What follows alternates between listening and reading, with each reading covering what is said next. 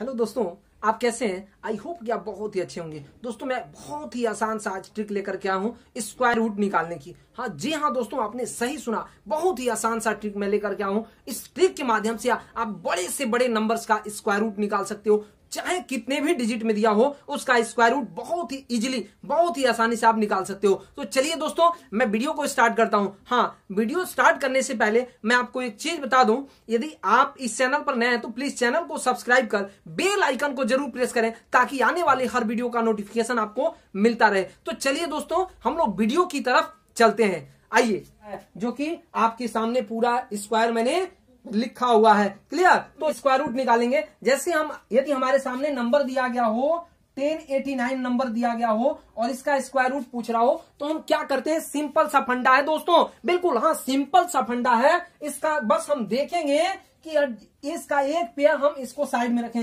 यानी one pair का मतलब हुआ कि दो का पेयर हम बनाते हैं, तो दो का पेयर यहाँ क्लियर हो गया, यानी 89 हुआ। और बाकी जो शेष नंबर बचा वो हम दूसरे से कंपेयर करेंगे। लेकिन यहाँ जो 89 दिया गया है, इस 89 में हमारा यूनिट प्लेस क्या है, यूनिट प्लेस क्या हमारा 9 है। तो हम जब देखेंगे क्वेश्चन के इकाई का अंक, तो यानी ये क्वेश्चन है, इसके इकाई का अंक क्या हो, यदि 9 हो तो आंसर के इकाई का अंक क्या हो सकता है, या तो 3 हो सकता है नहीं तो 7 हो सकता है। तो इसका इकाई का अंक या तो 3 हो सकता है या नहीं तो 7 हो सकता है। क्लियर, इतना आप कंफर्म है ना।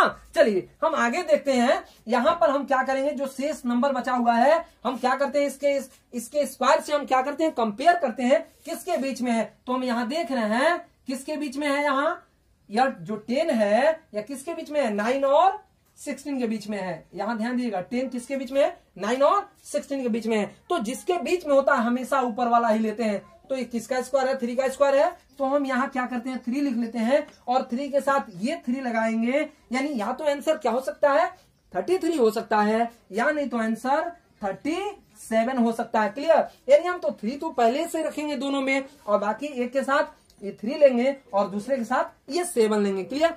अब बात यहाँ आती है कि इन दोनों में, या चूंकि यह आंसर हमारा दोनों हुआ 33 एंड 37, लेकिन रियल आंसर कौन सा होगा, तो अब इन दोनों में झगड़ा हो जाती है। यानी ये दोनों आपस में कहते हैं कि हम इसका स्क्वायर रूट है, हम इसका स्क्वायर रूट है। तो फिर भाई जज कौन करेगा जी, यहाँ ये बात आती है। तो जज ये करेगा या 10 करेगा कि जिसके करीब होगा, जिसके पास होगा, जिसके बिल्कुल नजदीक होगा, उससे सबसे ज्यादा प्रेम होगा, वह उसी का स्क्वायर रूट होगा। क्लियर। चलिए अब आइए हम देखते हैं कि ये जो 10 है किसके ज्यादा करीब है, यानी 9 के ज्यादा करीब है या 16 के ज्यादा करीब है, यानी ऊपर वाले के ज्यादा करीब है या नीचे वाले के ज्यादा करीब है। तो हम देख रहे हैं ऊपर वाले के ज्यादा करीब है, यानी 9 के ज्यादा करीब है। तो हमेशा आंसर हमारा ऊपर वाला ही होगा, यानी इसका स्क्वायर रूट कितना होगा, कितना होगा, 33 होगा।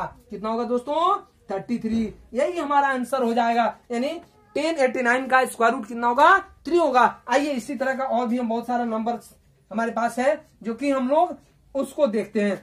एक एग्जाम्पल और हम लोग देखते हैं, ठीक है।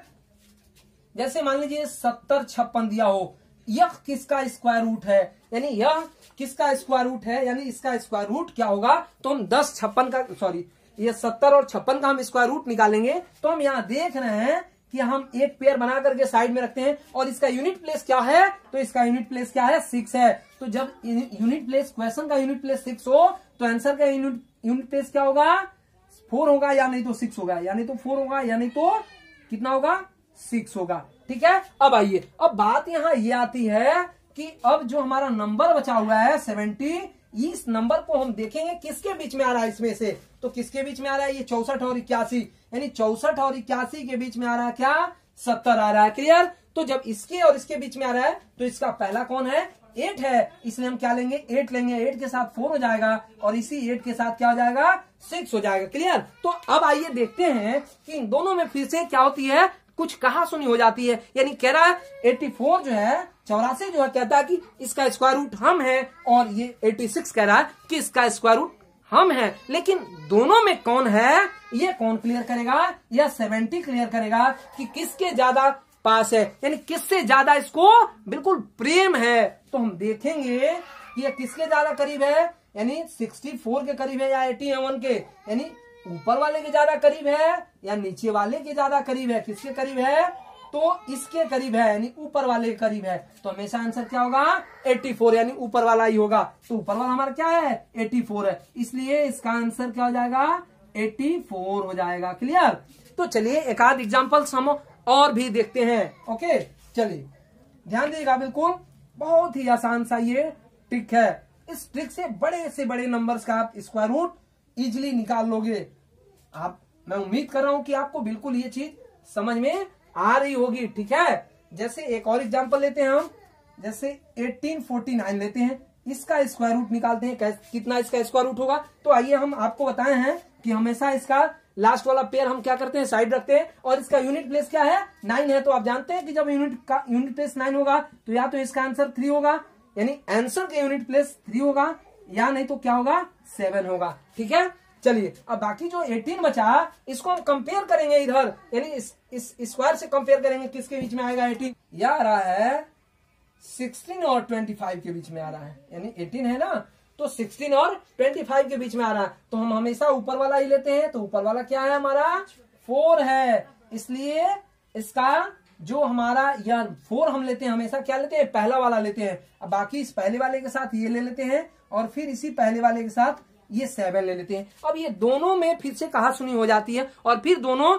आपस में कहते हैं कि इसका स्क्वायर रूट मैं हूं और इसका स्क्वायर रूट मैं हूं। तो दोनों में हम क्या डिसीजन देंगे, कौन इसका स्क्वायर रूट होगा, आइए हम लोग देखते हैं। तो हम अभी आपको बताए हैं कि कौन हो सकता है, जिससे बहुत ही ज्यादा प्रेम हो वही उसका स्क्वायर रूट होगा, यानी जिसके पास होगा वही उसका क्या होगा स्क्वायर रूट होगा। जी हाँ दोस्तों, आपने सही सुना, इसका स्क्वायर रूट वही होगा जिसके बिल्कुल करीब होगा। तो आइए बिल्कुल किसके करीब है 18 जो है, यह ऊपर वाले के करीब है ज्यादा या नीचे वाले के ज्यादा करीब है, इसके ज्यादा करीब है, यानी 16 के बिल्कुल नजदीक है, यानी 16 ऊपर वाला है ना, तो इसलिए हमारा आंसर भी क्या होगा ऊपर वाला ही होगा, यानी आंसर कितना हो जाएगा 43 हो जाएगा। और मैंने अभी आपको बताया कि क्वेश्चन का इकाई का अंक यदि इतना में से कोई एक हो, जैसे 9 है यहाँ क्वेश्चन के इकाई का अंक, तो आंसर के इकाई का अंक क्या होगा, या तो 3 हो सकता है, नहीं तो 7 हो सकता है। तो जी हाँ दोस्तों, यहाँ क्या आया है, आंसर के इकाई का अंक क्या आया है 3 आया हुआ है, इसलिए इसका आंसर कितना होगा 43 होगा। जी हाँ दोस्तों, बिल्कुल आप बने रहिए हमारे यूट्यूब चैनल मिशन सुपर 30 के साथ। जी हाँ दोस्तों, एक और एग्जाम्पल हम देखेंगे, चलिए ध्यान दीजिएगा, एक और इसका एग्जाम्पल देखेंगे जो कि बहुत ही आसान और बहुत ही शॉर्ट ट्रिक के द्वारा फिर से मैं आपको बताने जा रहा हूं, वही चीज बिल्कुल सिंपल सा फंडा। एक और हम उदाहरण लेंगे, जैसे 1156 दिया हो, इसका स्क्वायर रूट क्या होगा 1156 का दोस्तों। तो जी हाँ दोस्तों, बिल्कुल ये क्या है 56 है, यानी इसको हम साइड में रखेंगे, और यहाँ यूनिट प्लेस क्या है 6 है, तो क्या हो सकता है आंसर का इकाई का अंक, या तो 4 हो सकता है, यानी तो 6 हो सकता है। क्लियर। अब चलिए ये 11 किसके बीच में है, यहाँ देखेंगे 11 किसके बीच में है, बिल्कुल ध्यान दीजिए 11 किसके बीच में है, या 9 और 16 के बीच में है 11।